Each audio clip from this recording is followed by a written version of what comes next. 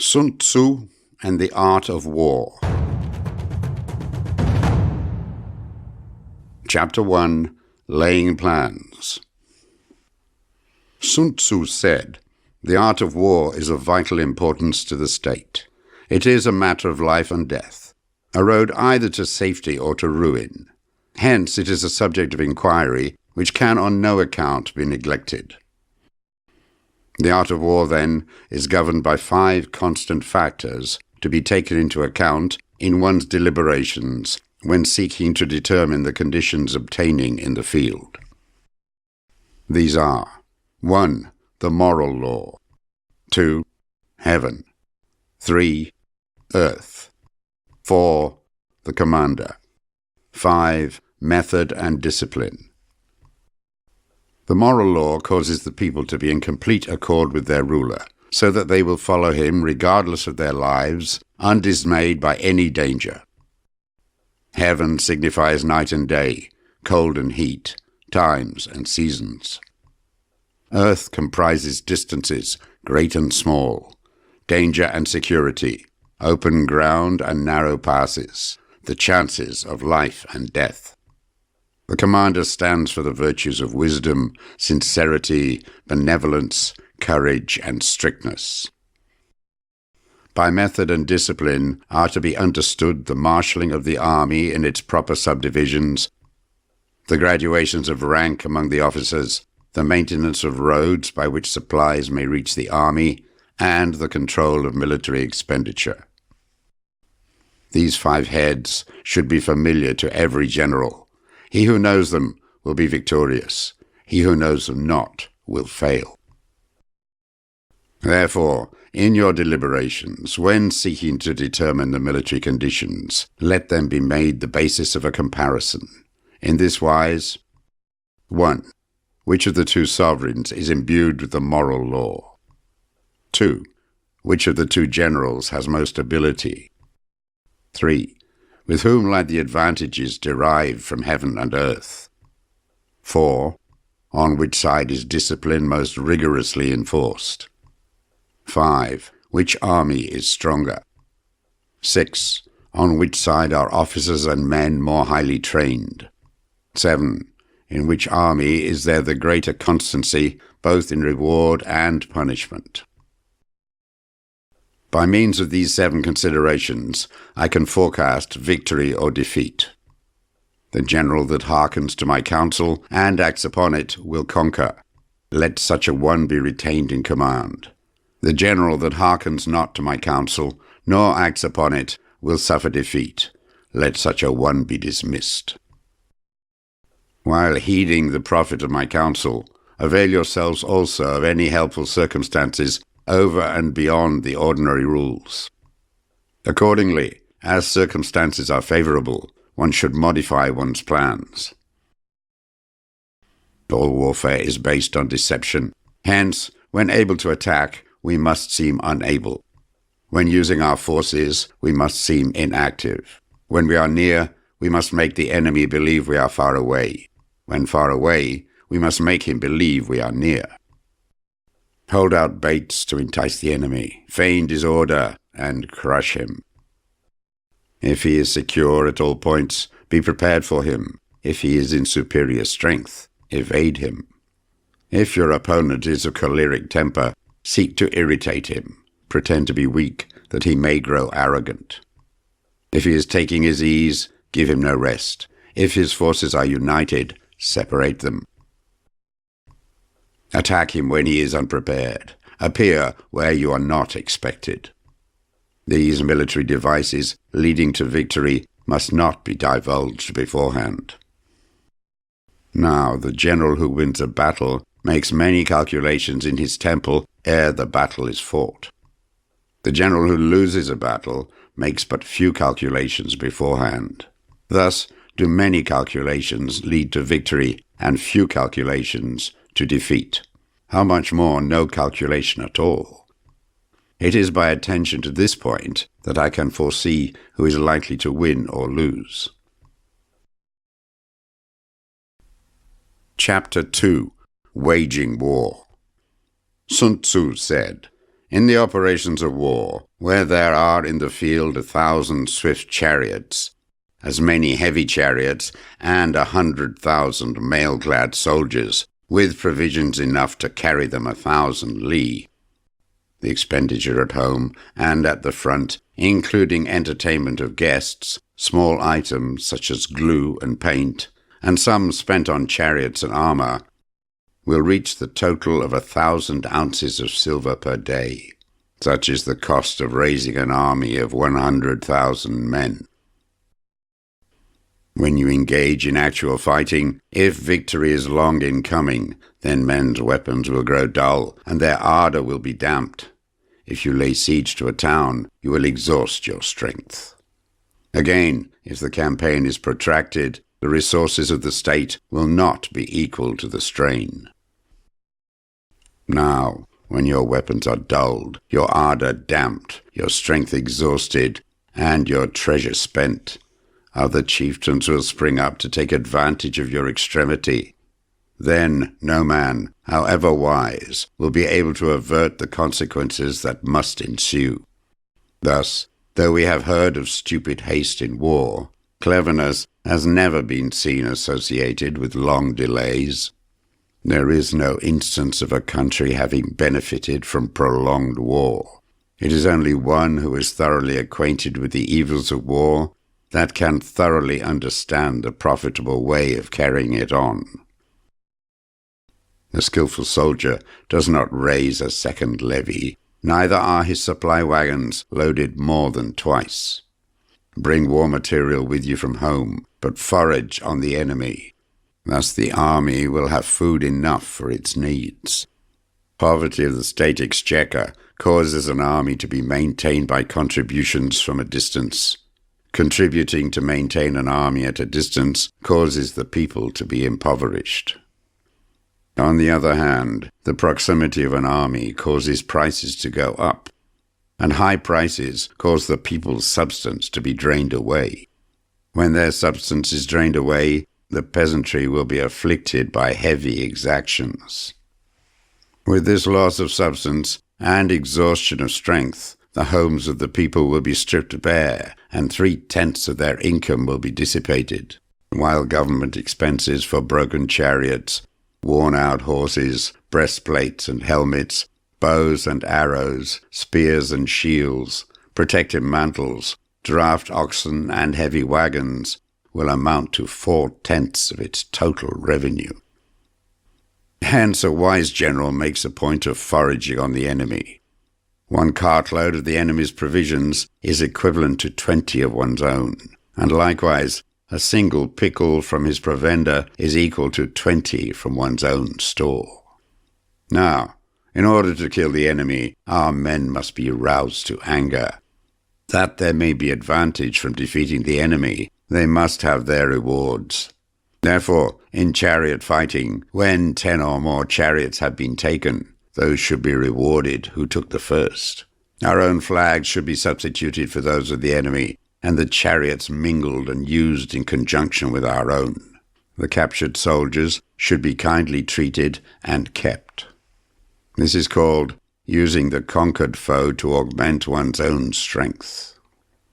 In war, then, let your great object be victory, not lengthy campaigns. Thus it may be known that the leader of armies is the arbiter of the people's fate, the man on whom it depends whether the nation shall be in peace or in peril. Chapter 3. Attack by Stratagem. Sun Tzu said, "In the practical art of war, the best thing of all is to take the enemy's country whole and intact. To shatter and destroy it is not so good. So too, it is better to recapture an army entire than to destroy it, to capture a regiment, a detachment, or a company entire than to destroy them. Hence, to fight and conquer in all your battles is not supreme excellence. Supreme excellence consists in breaking the enemy's resistance without fighting." Thus, the highest form of generalship is to balk the enemy's plans. The next best is to prevent the junction of the enemy's forces. The next in order is to attack the enemy's army in the field, and the worst policy of all is to besiege walled cities. The rule is not to besiege walled cities if it can possibly be avoided. The preparation of mantlets, movable shelters, and various implements of war will take up 3 whole months, and the piling up of mounds over against the walls will take 3 months more. The general, unable to control his irritation, will launch his men to the assault like swarming ants, with the result that 1/3 of his men are slain, while the town still remains untaken. Such are the disastrous effects of a siege. Therefore, the skilled leader subdues the enemy's troops without any fighting. He captures their cities without laying siege to them. He overthrows their kingdom without lengthy operations in the field. With his forces intact, he will dispute the mastery of the empire, and thus, without losing a man, his triumph will be complete. This is the method of attacking by stratagem. It is the rule in war, if our forces are 10 to the enemy's 1, to surround him; if 5 to 1, to attack him; if twice as numerous, to divide our army into 2. If equally matched, we can offer battle. If slightly inferior in numbers, we can avoid the enemy. If quite unequal in every way, we can flee from him. Hence, though an obstinate fight may be made by a small force, in the end it must be captured by the larger force. Now, the general is the bulwark of the state. If the bulwark is complete at all points, the state will be strong. If the bulwark is defective, the state will be weak. There are 3 ways in which a ruler can bring misfortune upon his army: by commanding the army to advance or to retreat, being ignorant of the fact that it cannot obey. This is called hobbling the army. By attempting to govern an army in the same way as he administers a kingdom, being ignorant of the conditions which obtain in an army. This causes restlessness in the soldiers' minds. By employing the officers of his army without discrimination, through ignorance of the military principle of adaptation to circumstances. This shakes the confidence of the soldiers. But when the army is restless and distrustful, trouble is sure to come from the other feudal princes. This is simply bringing anarchy into the army and flinging victory away.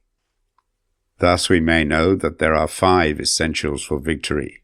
1. He will win who knows when to fight and when not to fight. 2. He will win who knows how to handle both superior and inferior forces. 3. He will win whose army is animated by the same spirit throughout all its ranks. 4. He will win who, prepared himself, waits to take the enemy unprepared. 5. He will win who has military capacity and is not interfered with by the sovereign. Hence the saying, if you know the enemy and know yourself, you need not fear the result of 100 battles. If you know yourself, but not the enemy, for every victory gained, you will also suffer a defeat. If you know neither the enemy nor yourself, you will succumb in every battle. Chapter 4. Tactical Dispositions. Sun Tzu said, "The good fighters of old first put themselves beyond the possibility of defeat, and then waited for an opportunity of defeating the enemy." To secure ourselves against defeat lies in our own hands, but the opportunity of defeating the enemy is provided by the enemy himself. Thus, the good fighter is able to secure himself against defeat, but cannot make certain of defeating the enemy.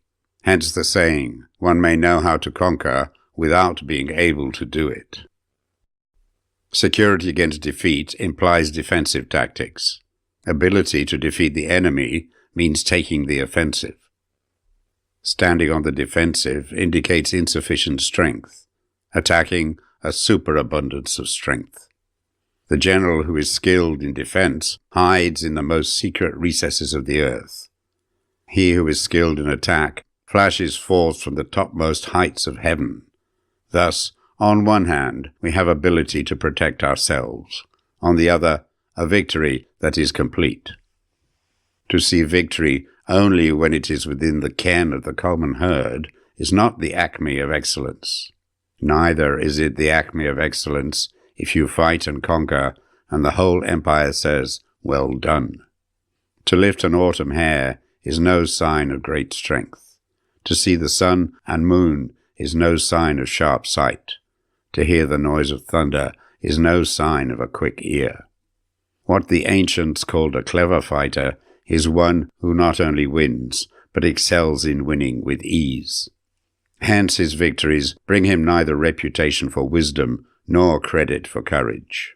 He wins his battles by making no mistakes. Making no mistakes is what establishes the certainty of victory, for it means conquering an enemy that is already defeated. Hence the skillful fighter puts himself into a position which makes defeat impossible, and does not miss the moment for defeating the enemy. Thus it is that in war the victorious strategist only seeks battle after the victory has been won, whereas he who is destined to defeat first fights and afterwards looks for victory. The consummate leader cultivates the moral law and strictly adheres to method and discipline. Thus it is in his power to control success. In respect of military method, we have, firstly, measurement, secondly, estimation of quantity, thirdly, calculation, fourthly, balancing of chances, fifthly, victory. Measurement owes its existence to earth, estimation of quantity to measurement, calculation to estimation of quantity, balancing of chances to calculation, and victory to balancing of chances. A victorious army, opposed to a routed one, is as a pound's weight placed in a scale against a single grain. The onrush of a conquering force is like the bursting of pent-up waters into a chasm 1,000 fathoms deep. Chapter 5. Energy. Sun Tzu said, "The control of a large force is the same principle as the control of a few men. It is merely a question of dividing up their numbers." Fighting with a large army under your command is nowise different from fighting with a small one. It is merely a question of instituting signs and signals. To ensure that your whole host may withstand the brunt of the enemy's attack and remain unshaken, this is effected by maneuvers direct and indirect. That the impact of your army may be like a grindstone dashed against an egg, this is effected by the science of weak points and strong. In all fighting, the direct method may be used for joining battle, but indirect methods will be needed in order to secure victory. Indirect tactics, efficiently applied, are inexhaustible as heaven and earth, unending as the flow of rivers and streams. Like the sun and moon, they end, but to begin anew. Like the 4 seasons, they pass away to return once more. There are not more than 5 musical notes, yet the combinations of these 5 give rise to more melodies than can ever be heard. There are not more than 5 primary colors, blue, yellow, red, white, black. Yet in combination they produce more hues than can ever be seen. There are not more than 5 cardinal tastes, sour, acrid, salt, sweet, bitter. Yet combinations of them yield more flavors than can ever be tasted. In battles, there are not more than 2 methods of attack, the direct and the indirect. Yet these 2 in combination give rise to an endless series of maneuvers. The direct and the indirect lead on to each other in turn. It is like moving in a circle. You never come to an end. Who can exhaust the possibilities of their combination? The onset of troops is like the rush of a torrent which will even roll stones along in its course. The quality of decision is like the well-timed swoop of a falcon which enables it to strike and destroy its victim. Therefore the good fighter will be terrible in his onset and prompt in his decision. Energy may be likened to the bending of a crossbow. decision to the releasing of a trigger. Amid the turmoil and tumult of battle, there may be seeming disorder, and yet no real disorder at all. Amid confusion and chaos, your array may be without head or tail, yet it will be proof against defeat. Simulated disorder postulates perfect discipline. Simulated fear postulates courage. Simulated weakness postulates strength. Hiding order between the cloak of disorder is simply a question of subdivision. Concealing courage under a show of timidity presupposes a fund of latent energy. Masking strength with weakness is to be effected by tactical dispositions. Thus, one who is skillful at keeping the enemy on the move maintains deceitful appearances according to which the enemy will act. He sacrifices something that the enemy may snatch at. By holding out baits, he keeps him on the march. Then, with a body of picked men, he lies in wait for him.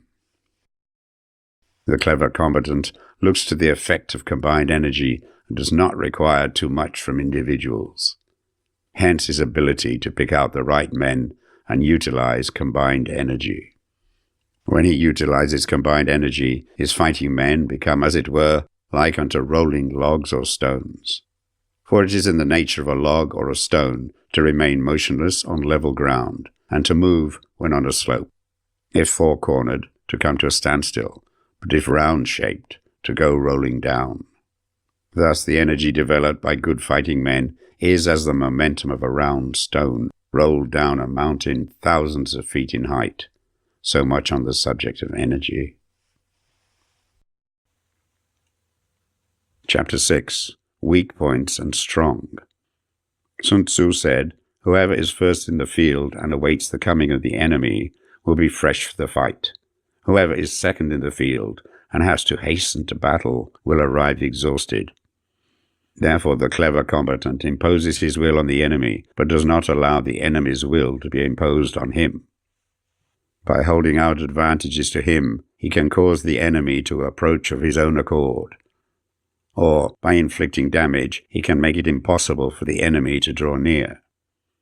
If the enemy is taking his ease, he can harass him. If well supplied with food, he can starve him out. If quietly encamped, he can force him to move. Appear at points which the enemy must hasten to defend. March swiftly to places where you are not expected. An army may march great distances without distress if it marches through country where the enemy is not. You can be sure of succeeding in your attacks if you only attack places which are undefended. You can ensure the safety of your defense if you only hold positions that cannot be attacked.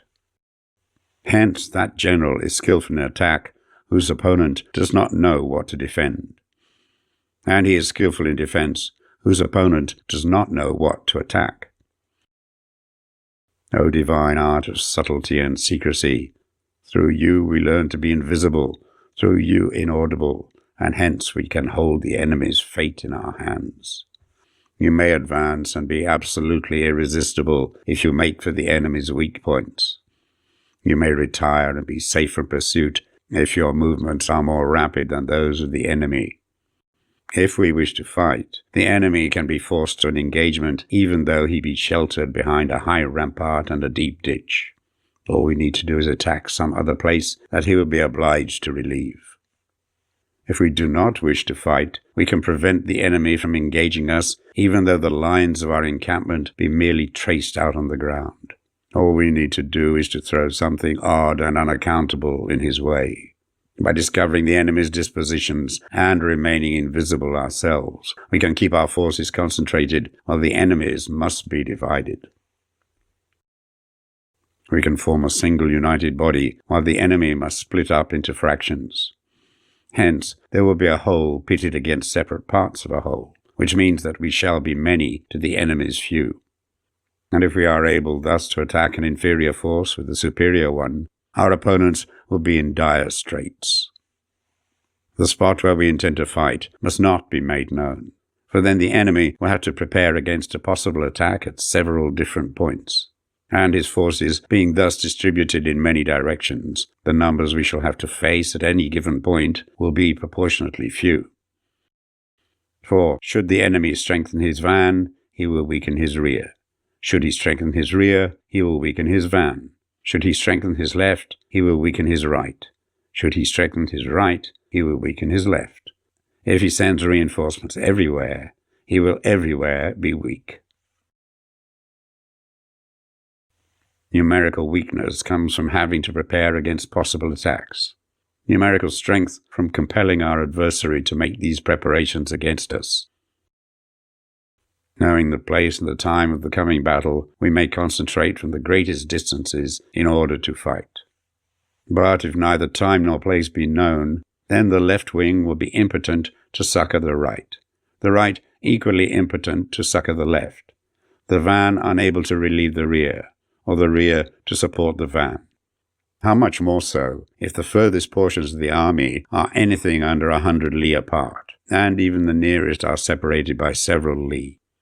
Though according to my estimate, the soldiers of Wei exceeded our own in number, that shall advantage them nothing in the matter of victory. I say then that victory can be achieved. Though the enemy be stronger in numbers, we may prevent him from fighting. Scheme so as to discover his plans and the likelihood of their success. Rouse him and learn the principle of his activity or inactivity. Force him to reveal himself so as to find out his vulnerable spots. Carefully compare the opposing army with your own, so that you may know where strength is superabundant and where it is deficient. In making tactical dispositions, the highest pitch you can attain is to conceal them. Conceal your dispositions, and you will be safe from the prying of the subtlest spies, from the machinations of the wisest brains. How victory may be produced for them out of the enemy's own tactics, that is what the multitude cannot comprehend. All men can see the tactics whereby I conquer, but what none can see is the strategy out of which victory is evolved. Do not repeat the tactics which have gained you one victory, but let your methods be regulated by the infinite variety of circumstances. Military tactics are like unto water, for water in its natural course runs away from high places and hastens downwards. So in war, the way is to avoid what is strong and to strike at what is weak. Water shapes its course according to the nature of the ground over which it flows. The soldier works out his victory in relation to the foe whom he is facing. Therefore, just as water retains no constant shape, so in warfare there are no constant conditions. He who can modify his tactics in relation to his opponent and thereby succeed in winning may be called a heaven-born captain. The 5 elements, water, fire, wood, metal, earth, are not always equally predominant. The 4 seasons make way for each other in turn. There are short days and long. The moon has its periods of waning and waxing. Chapter 7. Maneuvering. Sun Tzu said, "In war, the general receives his commands from the sovereign. Having collected an army and concentrated his forces, he must blend and harmonize the different elements thereof before pitching his camp. After that comes tactical maneuvering, than which there is nothing more difficult. The difficulty of tactical maneuvering consists in turning the devious into the direct, and misfortune into gain. Thus, to take a long and circuitous route after enticing the enemy out of the way, and those starting after him to contrive to reach the goal before him, shows knowledge of the artifice of deviation. Maneuvering with an army is advantageous, with an undisciplined multitude most dangerous. If you set a fully equipped army in march in order to snatch an advantage, the chances are that you will be too late. On the other hand, to detach a flying column for the purpose involves the sacrifice of its baggage and stores. Thus, if you order your men to roll up their buff coats and make forced marches without halting day or night, covering double the usual distance at a stretch, doing 100 li in order to wrest an advantage, the leaders of all your 3 divisions will fall into the hands of the enemy.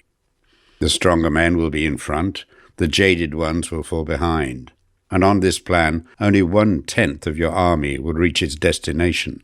If you march 50 li in order to outmaneuver the enemy, you will lose the leader of your first division, and only half your force will reach the goal. If you march 30 li with the same object, 2/3 of your army will arrive. We may take it, then, that an army without its baggage train is lost. Without provisions, it is lost. Without bases of supply, it is lost. We cannot enter into alliance until we are acquainted with the designs of our neighbors. We are not fit to lead an army on the march unless we are familiar with the face of the country, its mountains and forests, its pitfalls and precipices, its marshes and swamps. We shall be unable to turn natural advantage to account unless we make use of local guides. In war, practice dissimulation, and you will succeed. Whether to concentrate or to divide your troops must be decided by circumstances. Let your rapidity be that of the wind, your compactness that of the forest. In raiding and plundering, be like fire. Immovability is like a mountain. Let your plans be dark and impenetrable as night, and when you move, fall like a thunderbolt. When you plunder a countryside, let the spoil be divided amongst your men. When you capture new territory, cut it up into allotments for the benefit of the soldiery. Ponder and deliberate before you make a move. He will conquer who has learned the artifice of deviation. Such is the art of maneuvering. The Book of Army Management says, on the field of battle, the spoken word does not carry far enough. Hence the institution of gongs and drums. Nor can ordinary objects be seen clearly enough. Hence the institution of banners and flags. Gongs and drums, banners and flags are means whereby the ears and eyes of the host may be focused on one particular point. The host, thus forming a single united body, it is impossible either for the brave to advance alone or for the cowardly to retreat alone. This is the art of handling large masses of men. In night fighting, then, make much use of signal fires and drums, and in fighting by day of flags and banners, as a means of influencing the ears and eyes of your army. The whole army may be robbed of its spirit. A commander-in-chief may be robbed of his presence of mind. Now, a soldier's spirit is keenest in the morning. By noonday it has begun to flag, and in the evening his mind is bent only on returning to camp. A clever general, therefore, avoids an army when the spirit is keen, but attacks it when it is sluggish and inclined to return. This is the art of studying moods. Disciplined and calm, to await the appearance of disorder and hubbub amongst the enemy. This is the art of retaining self-possession. To be near the goal while the enemy is still far from it. To wait at ease while the enemy is toiling and struggling. To be well fed while the enemy is famished. This is the art of husbanding one's strength. To refrain from intercepting an enemy whose banners are in perfect order. To refrain from attacking an army drawn up in calm and confident array. This is the art of studying circumstances. It is a military axiom not to advance uphill against the enemy, nor to oppose him when he comes downhill. Do not pursue an enemy who simulates flight. Do not attack soldiers whose temper is keen. Do not swallow bait offered by the enemy. Do not interfere with an army that is returning home. When you surround an army, leave an outlet free. Do not press a desperate foe too hard. Such is the art of warfare.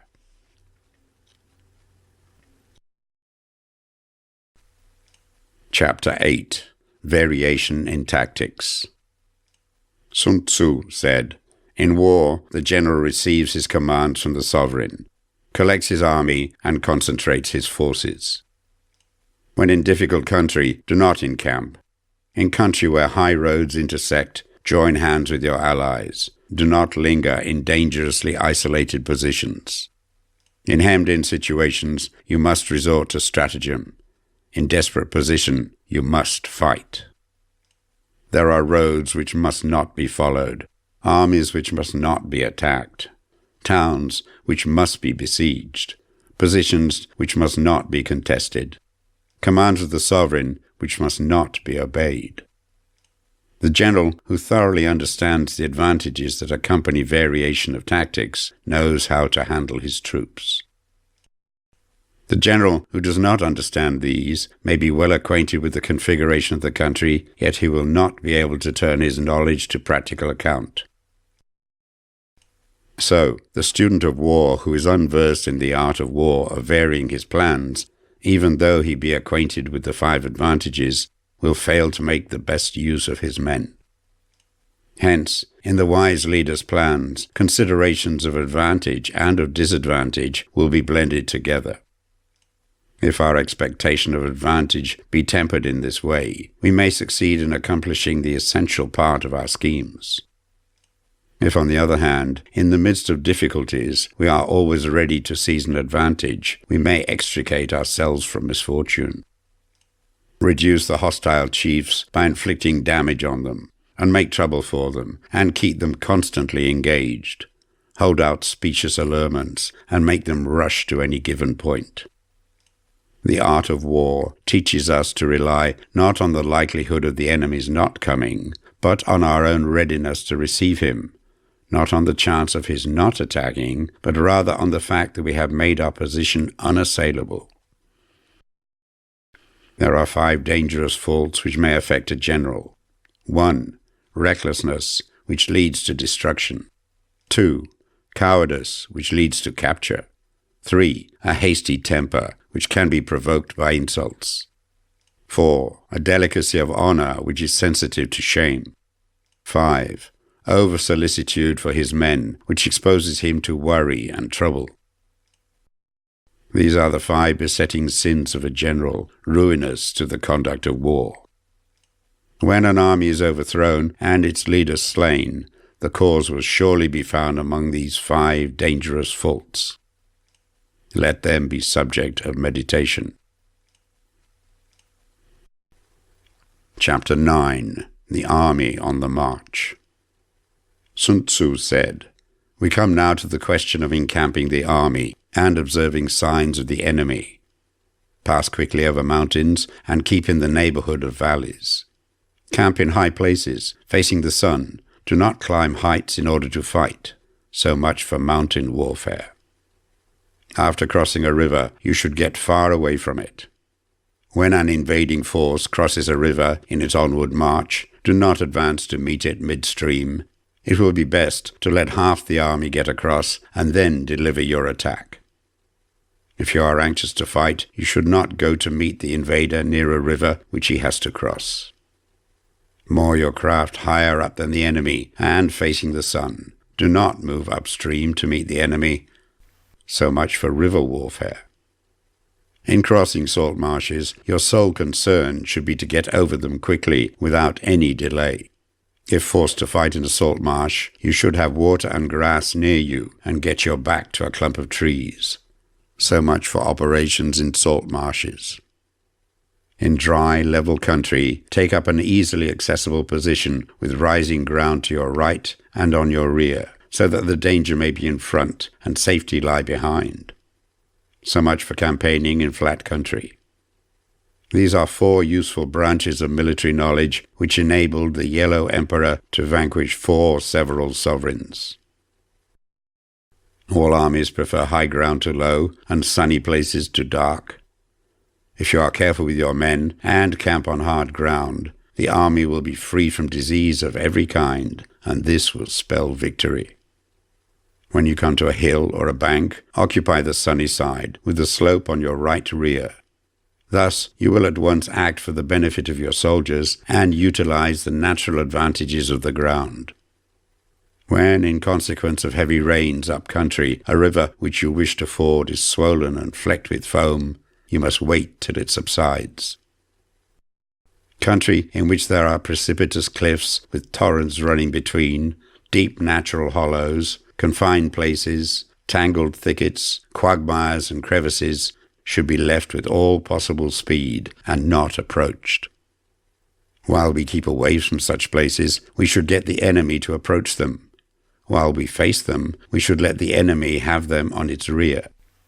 If in the neighborhood of your camp there should be any hilly country, Ponds surrounded by aquatic grass, hollow basins filled with reeds, or woods with thick undergrowth, they must be carefully routed out and searched, for these are places where men in ambush or insidious spies are likely to be lurking. When the enemy is close at hand and remains quiet, he is relying on the natural strength of his position. When he keeps aloof and tries to provoke a battle, he is anxious for the other side to advance. If his place of encampment is easy of access, he is tendering a bait. Movement amongst the trees of a forest shows that the enemy is advancing. The appearance of a number of screens in the midst of thick grass means that the enemy wants to make us suspicious. The rising of birds in their flight is the sign of an ambuscade. Startled beasts indicate that a sudden attack is coming. When there is dust rising in a high column, it is the sign of chariots advancing. When the dust is low, but spread over a wide area, it betokens the approach of infantry. When it branches out in different directions, it shows that parties have been sent to collect firewood. A few clouds of dust moving to and fro signify that the army is encamping. Humble words and increased preparations are signs that the enemy is about to advance. Violent language and driving forward as if to attack are signs that he will retreat. When the light chariots come out first and take up a position on the wings, it is a sign that the enemy is forming for battle. Peace proposals, unaccompanied by a sworn covenant, indicate a plot. When there is much running about and the soldiers fall into rank, it means that the critical moment has come. When some are seen advancing and some retreating, it is a lure. When the soldiers stand leaning on their spears, they are faint from want of food. If those who are sent to draw water begin by drinking themselves, the army is suffering from thirst. If the enemy sees an advantage to be gained and makes no effort to secure it, the soldiers are exhausted. If birds gather on any spot, it is unoccupied. Clamor by night betokens nervousness. If there is a disturbance in the camp, the general's authority is weak. If the banners and flags are shifted about, sedition is afoot. If the officers are angry, it means the men are weary. When an army feeds its horses with grain and kills its cattle for food, and when the men do not hang their cooking pots over the campfires, showing that they will not return to their tents, you may know that they are determined to fight to the death. The sign of men whispering together in small knots or speaking in subdued tones points to disaffection amongst the rank and file. Too frequent rewards signify that the enemy is at the end of his resources. Too many punishments betray a condition of dire distress. To begin by bluster, but afterwards to take fright at the enemy's numbers, shows a supreme lack of intelligence. When envoys are sent with compliments in their mouths, it is a sign that the enemy wishes for a truce. If the enemy's troops march up angrily and remain facing ours for a long time without either joining battle or taking themselves off again, the situation is one that demands great vigilance and circumspection. If our troops are no more in numbers than the enemy, that is amply sufficient. It only means that no direct attack can be made. What we can do is simply to concentrate all our available strength, keep a close watch on the enemy, and obtain reinforcements. He who exercises no forethought but makes light of his opponents is sure to be captured by them. If soldiers are punished before they have grown attached to you, they will not prove submissive, and, unless submissive, then will be practically useless. If, when soldiers have become attached to you, punishments are not enforced, they will still be useless. Therefore, soldiers must be treated in the first instance with humanity, but kept under control by means of iron discipline. This is a certain road to victory. If in training soldiers, commands are habitually enforced, the army will be well disciplined. If not, its discipline will be bad. If a general shows confidence in his men, but always insists on his orders being obeyed, the gain will be mutual. Chapter 10. Terrain. Sun Tzu said, we may distinguish 6 kinds of terrain, to wit: 1. Accessible ground. 2. Entangling ground. 3. Temporizing ground. 4. Narrow passes. 5. Precipitous heights. 6. Positions at a great distance from the enemy. Ground which can be freely traversed by both sides is called accessible. With regard to ground of this nature, be before the enemy in occupying the raised and sunny spots, and carefully guard your line of supplies. Then you will be able to fight with advantage. Ground which can be abandoned but is hard to reoccupy is called entangling. From a position of this sort, if the enemy is unprepared, you may sally forth and defeat him. But if the enemy is prepared for your coming, and you fail to defeat him, then, return being impossible, disasters will ensue. When the position is such that neither side will gain by making the first move, it is called temporizing ground. In a position of this sort, even though the enemy should offer us an attractive bait, it will be advisable not to stir forth, but rather to retreat, thus enticing the enemy in his turn. Then, when part of his army has come out, we may deliver our attack with advantage. With regard to narrow passes, if you can occupy them first, let them be strongly garrisoned and await the advent of the enemy. Should the army forestall you in occupying a pass, do not go after him if the pass is fully garrisoned, but only if it is weakly garrisoned. With regard to precipitous heights, if you are beforehand with your adversary, you should occupy the raised and sunny spots, and there wait for him to come up. If the enemy has occupied them before you, do not follow him, but retreat and try to entice him away. If you are situated at a great distance from the enemy, and the strength of the 2 armies is equal, it is not easy to provoke a battle, and fighting will be to your disadvantage. These 6 are the principles connected with earth. The general who has attained a responsible post must be careful to study them. Now an army is exposed to 6 several calamities not arising from natural causes, but from faults for which the general is responsible. These are: 1. Flight. 2. Insubordination. 3. Collapse. 4. Ruin. 5. Disorganization. 6. Rout. Other conditions being equal, if one force is hurled against another 10 times its size, the result will be the flight of the former. When the common soldiers are too strong and their officers too weak, the result is insubordination. When the officers are too strong and the common soldiers too weak, the result is collapse. When the higher officers are angry and insubordinate, and on meeting the enemy give battle on their own account from a feeling of resentment, before the commander-in-chief can tell whether or no he is in a position to fight, the result is ruin. When the general is weak and without authority, when his orders are not clear and distinct, when there are no fixed duties assigned to officers and men, and the ranks are formed in a slovenly, haphazard manner, the result is utter disorganization. When a general, unable to estimate the enemy's strength, allows an inferior force to engage a larger one, or hurls a weak detachment against a powerful one, and neglects to place picked soldiers in the front rank, the result must be rout. There are 6 ways of courting defeat, which must be carefully noted by the general who has attained a responsible post.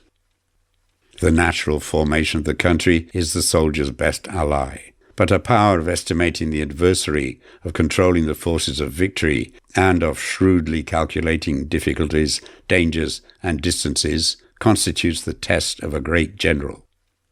He who knows these things, and in fighting puts his knowledge into practice, will win his battles. He who knows them not, nor practices them, will surely be defeated.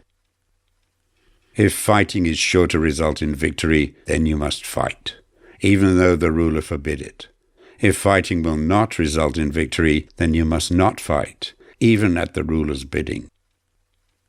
The general who advances without coveting fame and retreats without fearing disgrace, whose only thought is to protect his country and do good service for his sovereign, is the jewel of the kingdom. Regard your soldiers as your children, and they will follow you into the deepest valleys. Look upon them as your own beloved sons, and they will stand by you even unto death. If, however, you are indulgent, but unable to make your authority felt, kind-hearted, but unable to enforce your commands, and incapable, moreover, of quelling disorder, then your soldiers must be likened to spoilt children. They are useless for any practical purpose. If we know that our own men are in a condition to attack, but are unaware that the enemy is not open to attack, we have gone only halfway towards victory. If we know that the enemy is open to attack, but are unaware that our own men are not in a condition to attack, we have only gone halfway towards victory. If we know that the enemy is open to attack, and also know that our men are in a condition to attack, but are unaware that the nature of the ground makes fighting impracticable, we have still gone only halfway towards victory. Hence the experienced soldier, once in motion, is never bewildered. Once he has broken camp, he is never at a loss. Hence the saying, if you know the enemy and know yourself, your victory will not stand in doubt. If you know heaven and know earth, you may make your victory complete. Chapter 11. The 9 Situations. Sun Tzu said, the art of war recognizes 9 varieties of ground. 1. Dispersive ground. 2. Facile ground. 3. Contentious ground. 4. Open ground. 5. Ground of intersecting highways. 6. Serious ground. 7. Difficult ground. 8. Hemmed-in ground. 9. Desperate ground. When a chieftain is fighting in his own territory, it is dispersive ground. When he has penetrated into hostile territory, but to no great distance, it is facile ground. Ground the possession of which imports great advantage to either side is contentious ground. Ground on which each side has liberty of movement is open ground. Ground which forms the key to 3 contiguous states, so that he who occupies it first has most of the empire at his command, is a ground of intersecting highways. When an army has penetrated into the heart of a hostile country, leaving a number of fortified cities in its rear, it is serious ground. Mountain forests, rugged steeps, marshes and fens, all country that is hard to traverse, this is difficult ground. Ground which is reached through narrow gorges, and from which we can only retire by tortuous paths, so that a small number of the enemy would suffice to crush a large body of our men. This is hemmed-in ground. Ground on which we can only be saved from destruction by fighting without delay is desperate ground. On dispersive ground, therefore, fight not. On facile ground, halt not. On contentious ground, attack not. On open ground, do not try to block the enemy's way. On the ground of intersecting highways, join hands with your allies. On serious ground, gather in plunder. In difficult ground, keep steadily on the march. On hemmed-in ground, resort to stratagem. On desperate ground, fight. Those who were called skillful leaders of old knew how to drive a wedge between the enemy's front and rear, to prevent cooperation between his large and small divisions, to hinder the good troops from rescuing the bad, the officers from rallying their men. When the enemy's men were united, they managed to keep them in disorder. When it was to their advantage, they made a forward move. When otherwise, they stopped still. If asked how to cope with a great host of the enemy in orderly array and on the point of marching to the attack, I should say, begin by seizing something which your opponent holds dear. Then he will be amenable to your will. Rapidity is the essence of war. Take advantage of the enemy's unreadiness. Make your way by unexpected routes, and attack unguarded spots. The following are the principles to be observed by an invading force. The further you penetrate into a country, the greater will be the solidarity of your troops, and thus the defenders will not prevail against you. Make forays in fertile country in order to supply your army with food. Carefully study the well-being of your men and do not overtax them. Concentrate your energy and hoard your strength. Keep your army continually on the move and devise unfathomable plans. Throw your soldiers into positions whence there is no escape, and they will prefer death to flight. If they will face death, there is nothing they may not achieve. Officers and men alike will put forward their uttermost strength. Soldiers, when in desperate straits, lose the sense of fear. If there is no place of refuge, they will stand firm. If they are in hostile country, they will show a stubborn front. If there is no help for it, they will fight hard. Thus, without waiting to be marshalled, the soldiers will be constantly on the qui-vive, without waiting to be asked. They will do your will without restrictions. They will be faithful without giving orders. They can be trusted. Prohibit the taking of omens, and do away with superstitious doubts. Then, until death itself comes, no calamity need be feared. If our soldiers are not overburdened with money, it is not because they have a distaste for riches. If their lives are not unduly long, it is not because they are disinclined to longevity. On the day they are ordered out to battle, your soldiers may weep, those sitting up bedewing their garments, and those lying down letting the tears run down their cheeks. But let them once be brought to bay, and they will display the courage of a Chu or a Kui. The skillful tactician may be likened to the shuaijian. Now the shuaijian is a snake that is found in the Jiong Mountains. Strike at its head, and you will be attacked by its tail.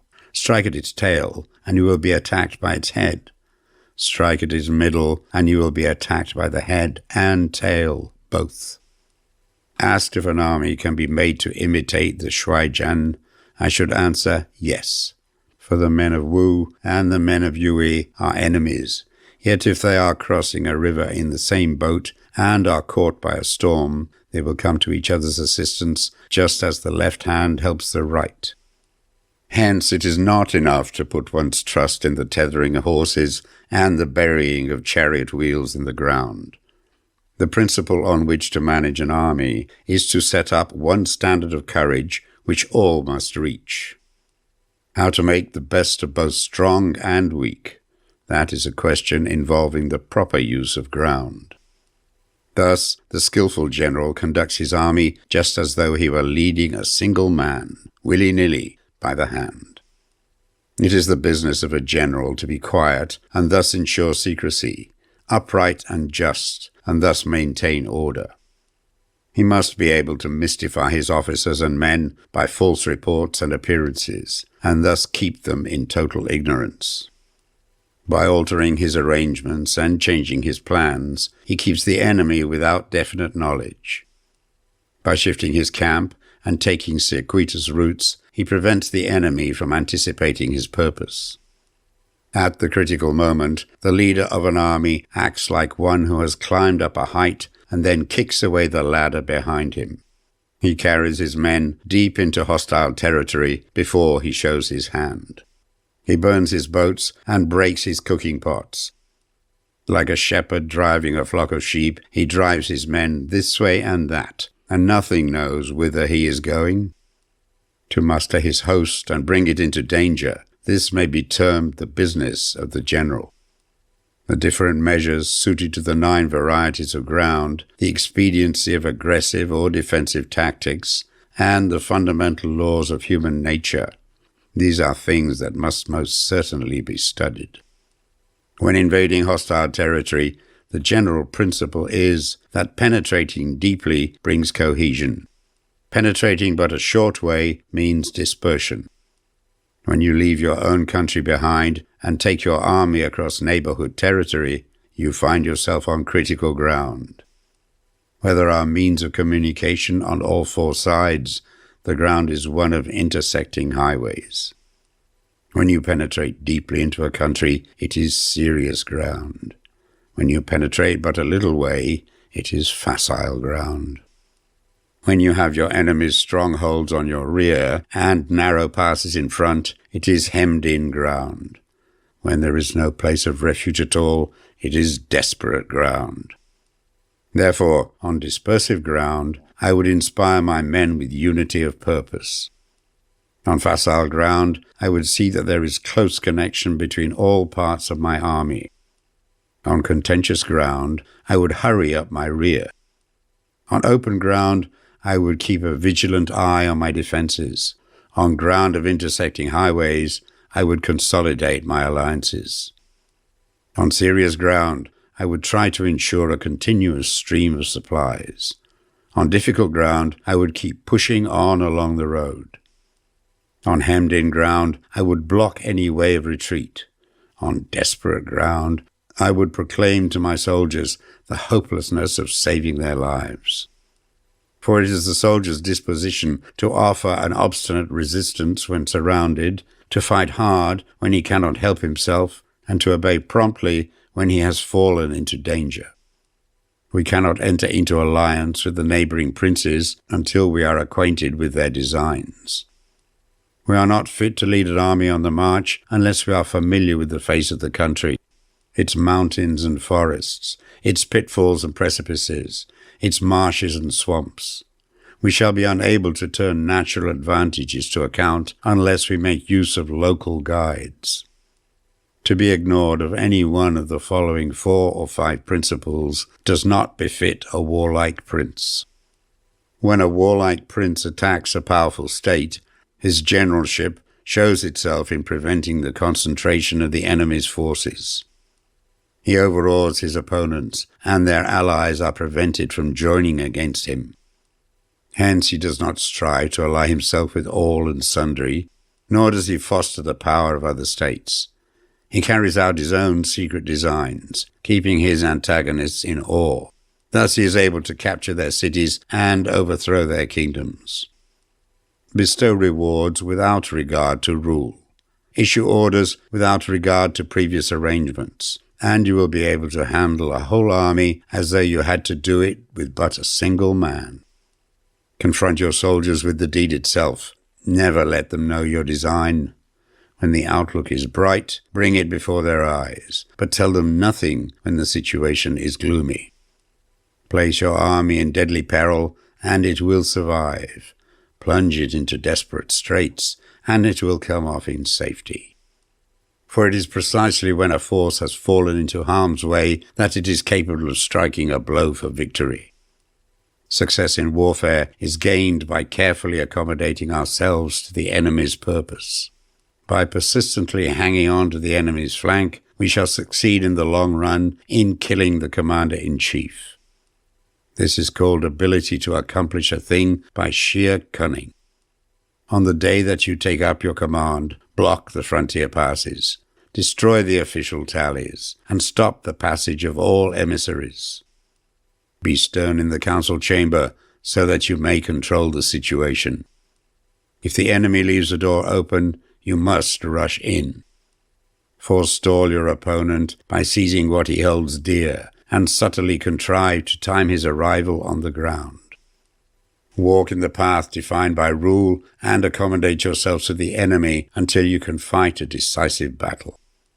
At first, then, exhibit the coyness of a maiden until the enemy gives you an opening. Afterwards, emulate the rapidity of a running hare, and it will be too late for the enemy to oppose you. Chapter 12. The Attack by Fire. Sun Tzu said, "There are 5 ways of attacking with fire. The first is to burn the soldiers in their camp. The second is to burn stores. The third is to burn baggage trains.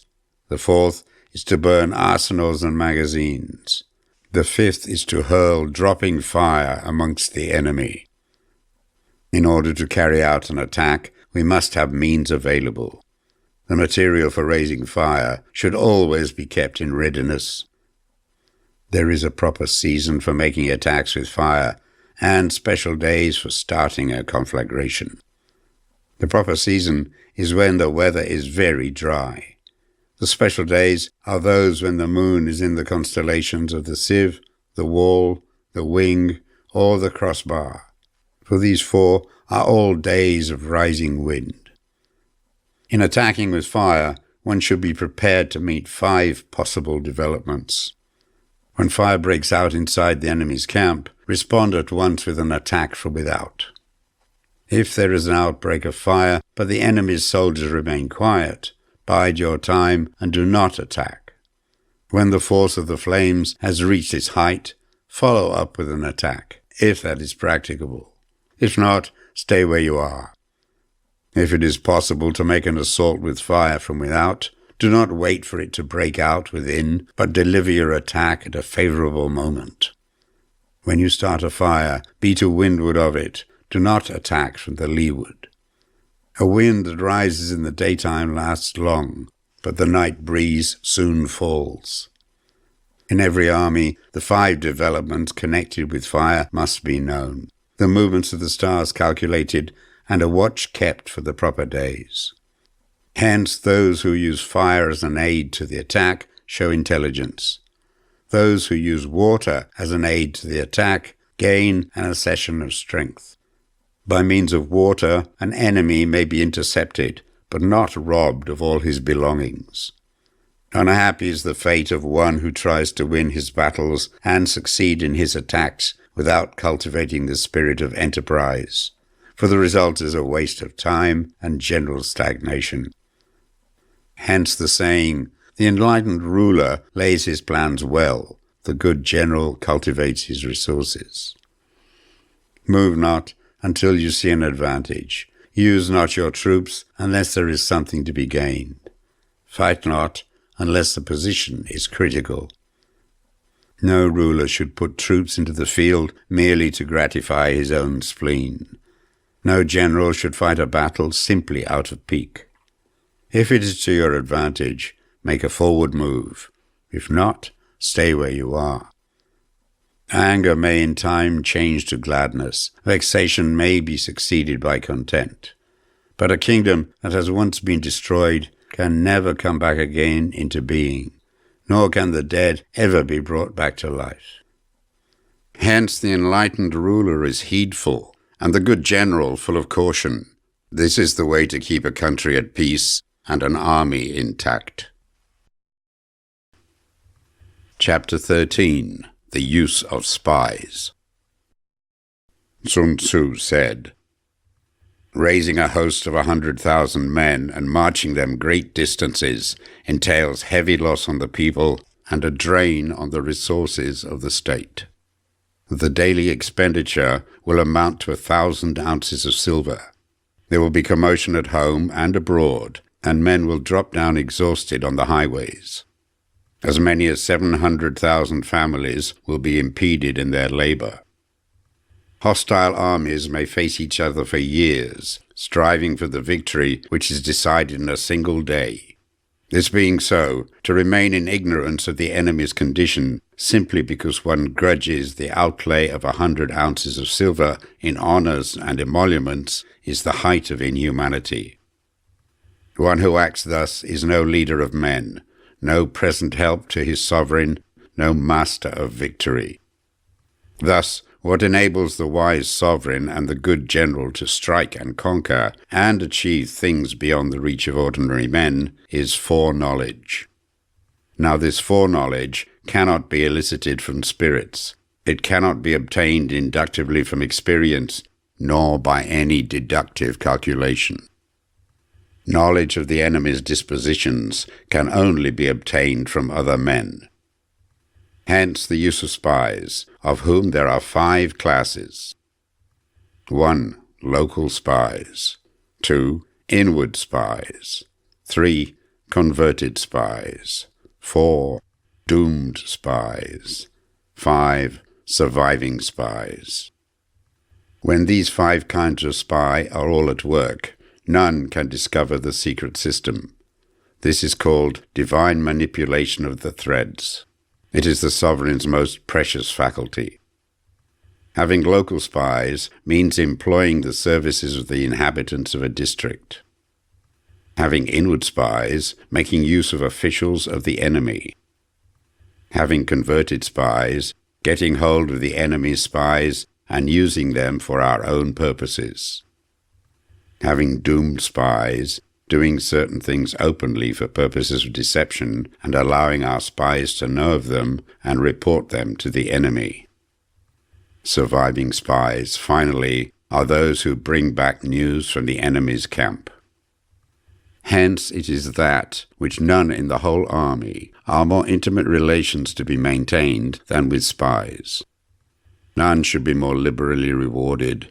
In no other business should greater secrecy be preserved. Spies cannot be usefully employed without a certain intuitive sagacity.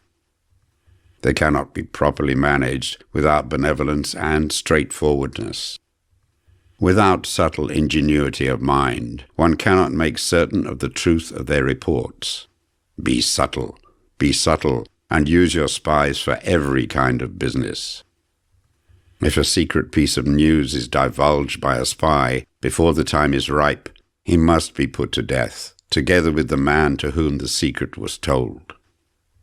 Whether the object be to crush an army, to storm a city, or to assassinate an individual, it is always necessary to begin by finding out the names of the attendants, the aides-de-camp, and doorkeepers, and sentries of the general in command. Our spies must be commissioned to ascertain these. The enemy's spies, who have come to spy on us, must be sought out, tempted with bribes, led away, and comfortably housed. Thus they will become converted spies and available for our service. It is through the information brought by the converted spy that we are able to acquire and employ local and inward spies. It is owing to his information again that we can cause the doomed spy to carry false tidings to the enemy. Lastly, it is by his information that the surviving spy can be used on appointed occasions. The end and aim of spying, in all its 5 varieties, is knowledge of the enemy, and this knowledge can only be derived in the first instance from the converted spy.